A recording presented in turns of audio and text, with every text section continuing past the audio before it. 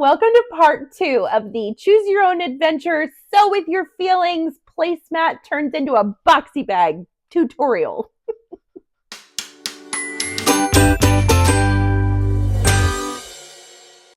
If you followed my last video, I was making a patchwork placemat out of just some random scraps in the sewing room and a $1.25 plain old dish mat from Dollar Tree.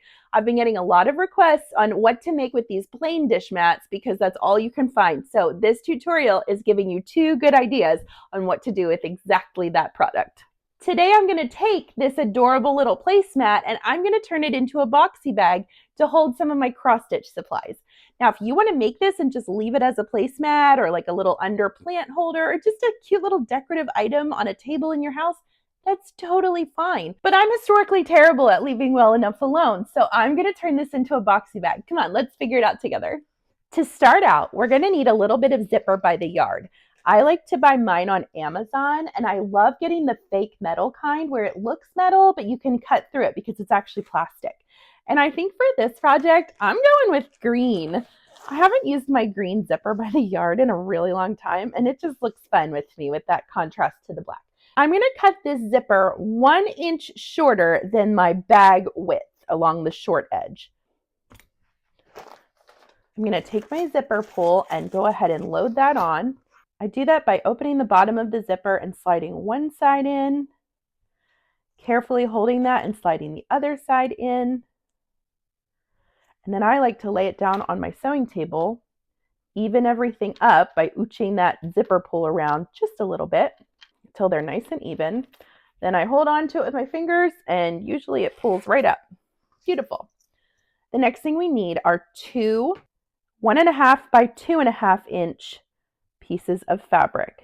And this can just be some scraps from the ones that you already used to make your patchwork bag.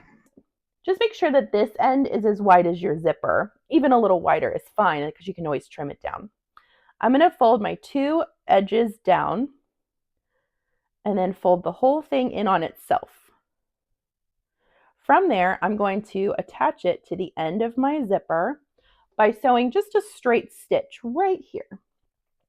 And you want to repeat that on both ends of your zipper. I typically sew this about 1/8 of an inch away from the edge of my folded piece of fabric. Secure that on there. Make sure it goes through all the layers, and then you'll have a nice zipper stop that you've created so that your zipper pull doesn't fly off the end of that zipper. Repeat this on the opposite side, and I'll meet you back here. In the words of Deb from Napoleon Dynamite, this is looking really good. So go ahead and lay this zipper pretty side down onto the top of your bag, one of the short edges. And we're going to clip it there. You want it to be about 1/2 inch from the edge on each side. That's why we cut that zipper a little bit shorter than the bag. It helps you when you're turning the whole thing right side out.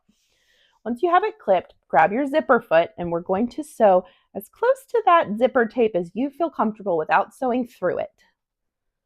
Zipper foot is locked and loaded.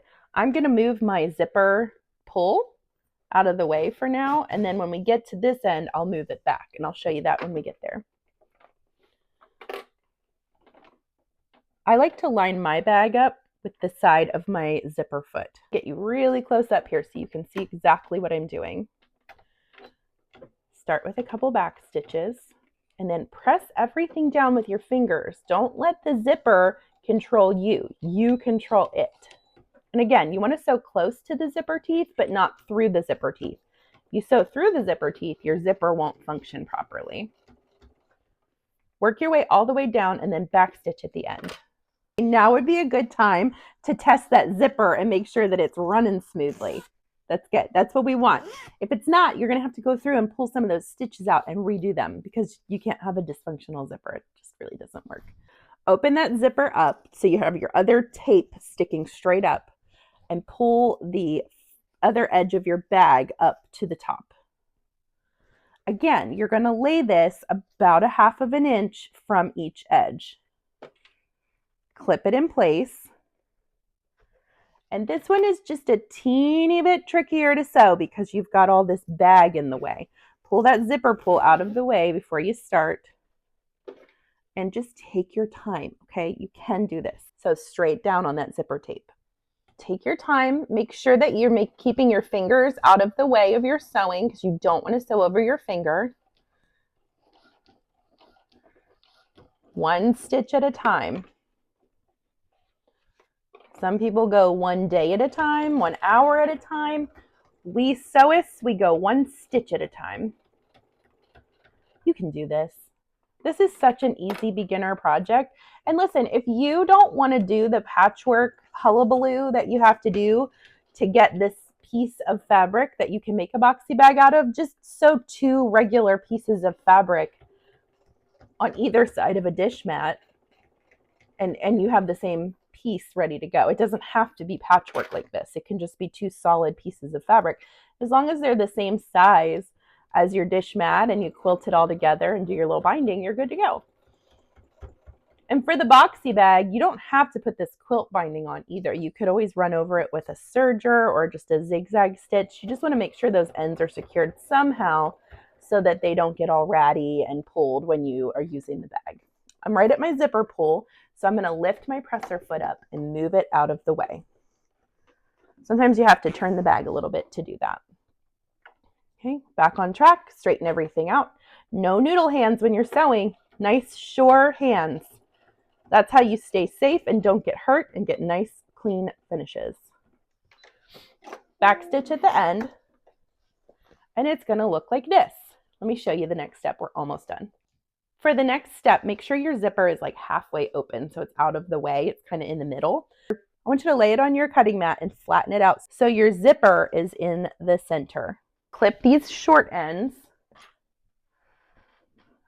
and we're going to sew a 1/2 inch right along here. And so for me, that's right on the opposite side of my quilt binding. We're just going to do a regular straight stitch using our zigzag foot or whatever your regular foot is that comes with your sewing machine. Load it in there. Start with a back stitch. Make sure your pieces are stacked right on top of each other and sew right through. Go slow when you get to that zipper part. Just kind of flatten everything out.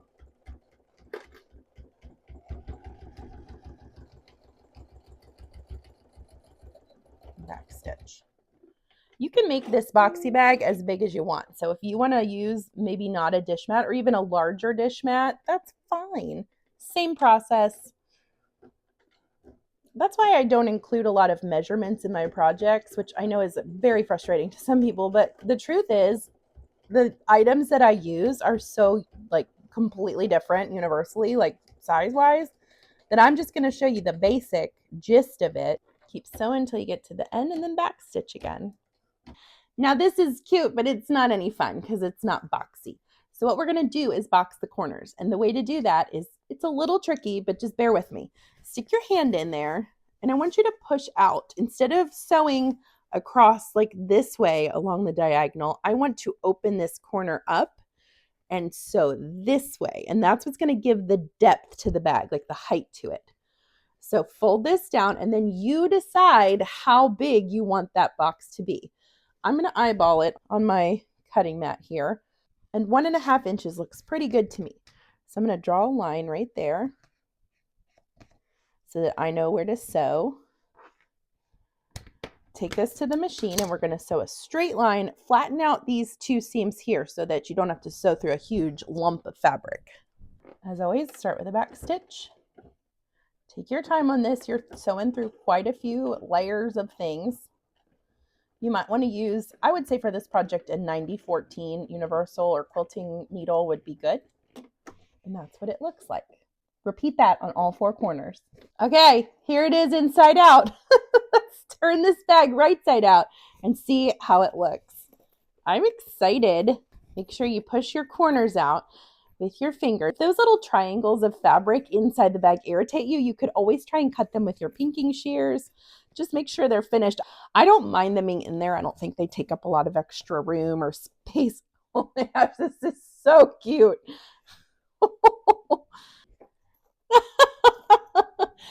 Oh, I love it. It's going to be perfect for my little cross stitch stuff. It'd be perfect for a makeup bag. Oh, so many uses for this cute little boxy bag. And that took what, like 20 minutes to make? You guys can totally conquer this one. If you're interested in the zipper by the yard that I used for this project, I will link it in the description for you so you can go get some too.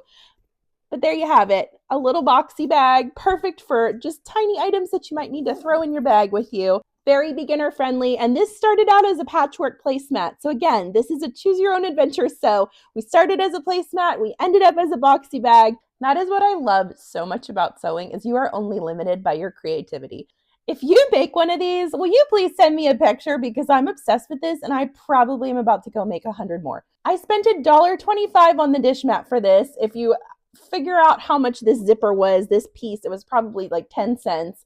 And then all the scraps were just left over from projects. And you already know my rule about that. If it's left over from a project, it doesn't count. I'm going to go ahead and call this my $2 choose your own adventure placemat boxy bag tutorial. Thank you for joining me today. I'm Chelsea with She Sews Seams. I love teaching these bite-sized tutorials for beginners. When it comes to sewing, I want you to feel empowered to create whatever your heart desires, and I'm going to give you the tools to do that. Make sure you like and subscribe so you can stay up to date on what I've got going on. I've got some really fun things coming down the pike. I'll see you next time.